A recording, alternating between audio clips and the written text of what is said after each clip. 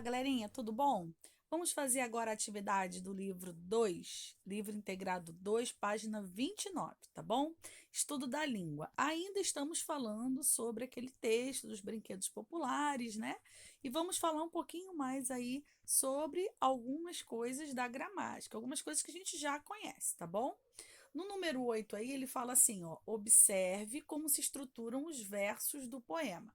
Então aí tá assim, ó, todas as crianças gostam de brinquedos. O artesão usava lata, papel, papelão. O artista fez um carrinho de lata. Toda criança gostava de brincar com aquele carro. Muito bom. Na letra A, pergunta assim: ó, o que as palavras da coluna central indicam? Gostam, usava, fez, gostava? O que elas estão indicando? Elas indicam as ações das frases, né? O que está acontecendo? Ou seja, os verbos. As ações indicam sempre os verbos, tá bom? Letra B. O que aconteceria se as tirássemos das frases? As frases iam ficar sem sentido, né, gente? Ler todas as crianças de brinquedos? Ia ficar estranho, né? Letra C.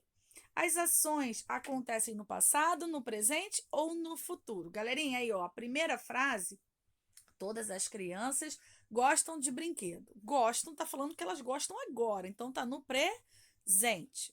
A segunda, terceira e quarta frase, elas estão no passado, porque aqui, ó, o artesão usava, né, lá no passado. Não sei se está usando agora, mas ele usava, né? O artista fez. Ele não está fazendo agora, ele já fez, né? Toda criança gostava. Se ainda gosta, a gente não sabe. Então, a primeira frase está no presente, mas as demais estão no passado. Muito bem. Letra D. Os verbos de cada verso estão combinando com quais palavras? Bom, o verbo gostam combina com crianças. Usava combina com artesão. Fez combina com artista. E gostava combina com criança. Muito bom. Letra E. Se os versos terminassem nos verbos, a mensagem seria entendida perfeitamente? Então, olha aqui, gente. Se vocês olharem aqui em cima, vocês vão ver o seguinte, ó. Todas as crianças gostam. Se parasse aí no verbo, ia dar para entender legal?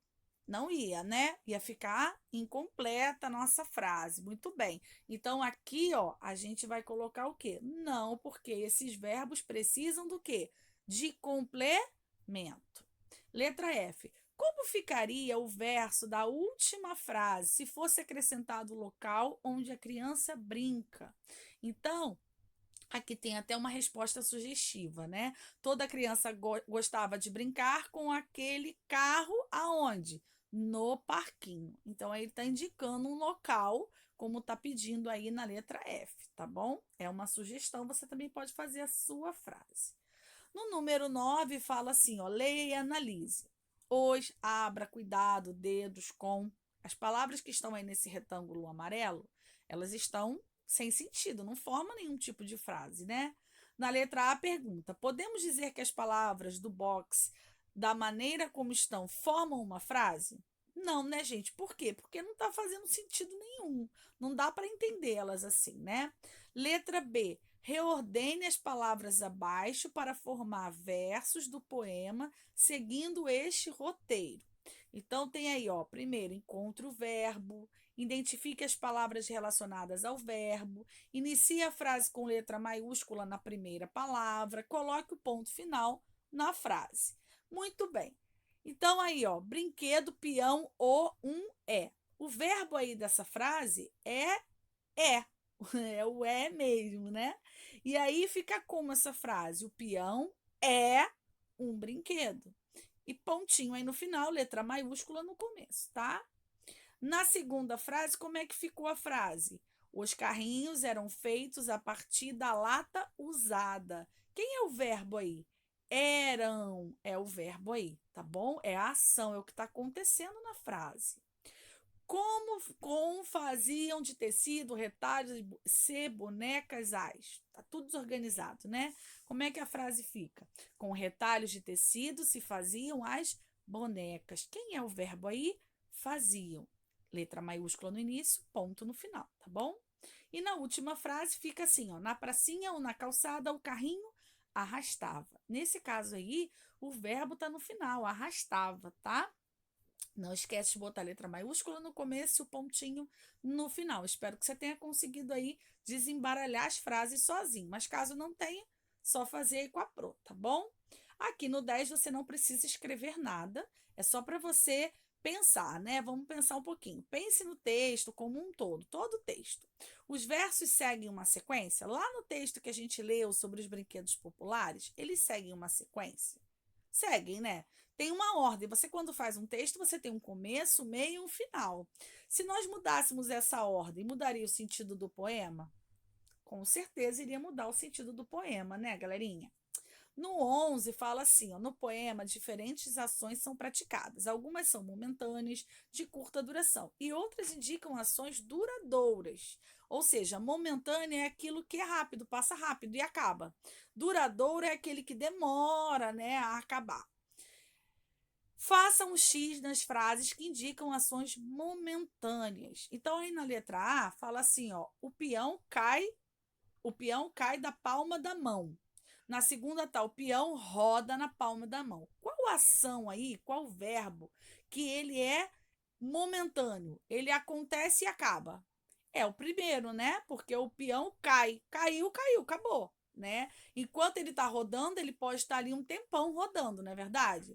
Então, é só você marcar aí a primeira opção, tá bom, galerinha? Na segunda aqui, na letra B, a gente tem assim, ó, o bambolê bate na parede. Na segunda, o bambolê roda na cintura da menina. Qual atitude aí acontece e acaba? É o bater na parede, é momentâneo, certo? O ficar rodando na cintura da menina, a gente deduz que fica um bom tempo rodando. Então, você também vai marcar aí a ação momentânea, que é a primeira, tá bom? Os verbos também podem indicar se uma ação é momentânea ou duradoura. Fique ligado nas informações que eles transmitem para compreender os sentidos do texto.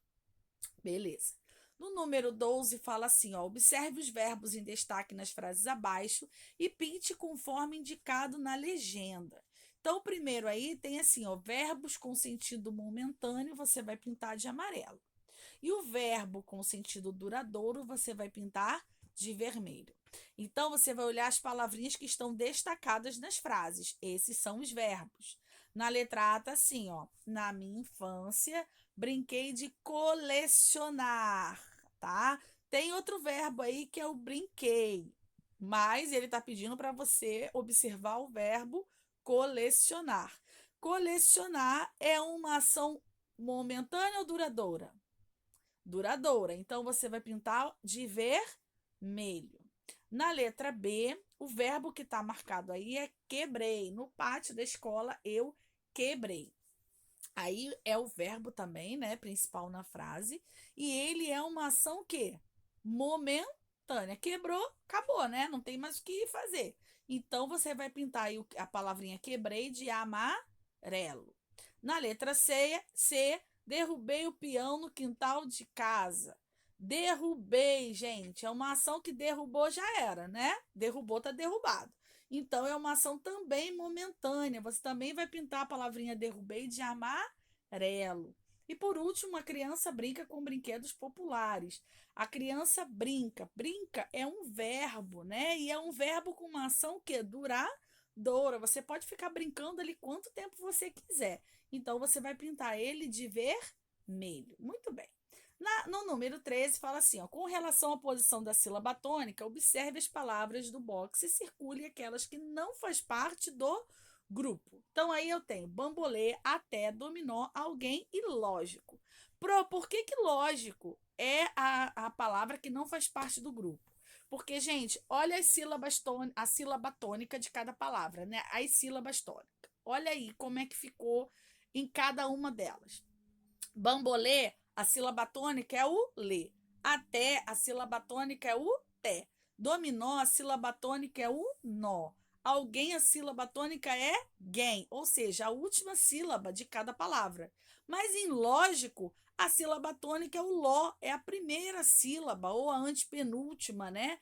Então, observem que ela não está fazendo parte do grupo se ela for comparada com a sílaba tônica das outras, tá bom? Na letra A, por que essa palavra não faz parte do grupo? Porque a sílaba tônica da palavra lógico é a antepenúltima. Se você colocar também que é a primeira, a sílaba tônica é a primeira da palavra, também tá certo, tá bom? B. Por que as outras palavras são acentuadas? Olha lá, ó. Bambolê, até, dominó, alguém, tem acento. Nós já aprendemos lá nas primeiras aulas de Eclésia, postou um vídeo falando sobre acentuação em palavras oxítonas, né? E aí, aqui vem perguntando por quê. Essas palavras são chamadas de oxítonas, pois apresentam a última sílaba como tônica, o seno mais forte. Elas são acentuadas porque terminam em E, O e em, ou seja, por causa da regra de acentuação, tá bom?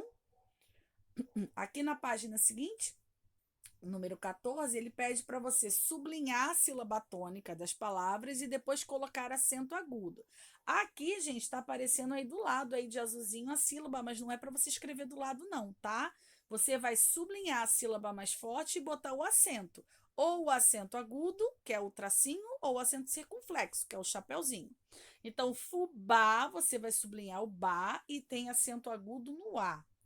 Karaokê, você vai sublinhar o Q e acento circunflexo no E. Crachá, sublinha o chá e acento agudo no A. Também sublinha o bem, acento agudo no bem. Aliás, sublinha o as, acento agudo no A. Vovô, vovó, aí vai depender do que você vai escolher. Se você escolher vovó, nos dois casos, você vai sublinhar o segundo vô aí, né? O vó. Você vai sublinhar a última sílaba, tá bom? E vai botar o acento circunflexo ou agudo. Robôs, você vai sublinhar o bois e vai botar o acento circunflexo. E patês, você vai sublinhar também o teis aí e vai botar acento circunflexo no E. 15. Partindo das palavras que você analisou em cima, escreva o que concluiu sobre a acentuação das palavras oxítonas. Então, elas devem ser acentuadas. Devem ser acentuadas as palavras oxítonas terminadas em A, E ou O, seguidas ou não da letra S. Tá bom? 16. Do poema da página 24, esse daqui vocês conseguem fazer sozinhos, lá no poema falando sobre os brinquedos populares, tá? São 2 páginas do poema, página 24 e 25. No poema da página 24, circule com lápis colorido as palavras que possuem. Então, olha só, todas as palavras que possuírem acento circunflexo, você vai circular de verde. Todas que possuírem acento agudo, que é o tracinho, você vai circular de roxo. E todas que possuírem til, você vai circular de vermelho. Beleza? Depois você vai ler em voz alta as palavras que você circulou, prestando atenção na diferença do som entre elas, né? E explique por que o som dessa palavra é diferente. Então, olha só. Sempre que eu boto o acento circunflexo, está até escrito aqui embaixo, tá? Nesse quadro amarelinho aqui. O acento circunflexo deixa o som fechado da vogal, né? Ó, vovô, né? Já o agudo, ele dá uma pronúncia aberta, ó, vovó, né?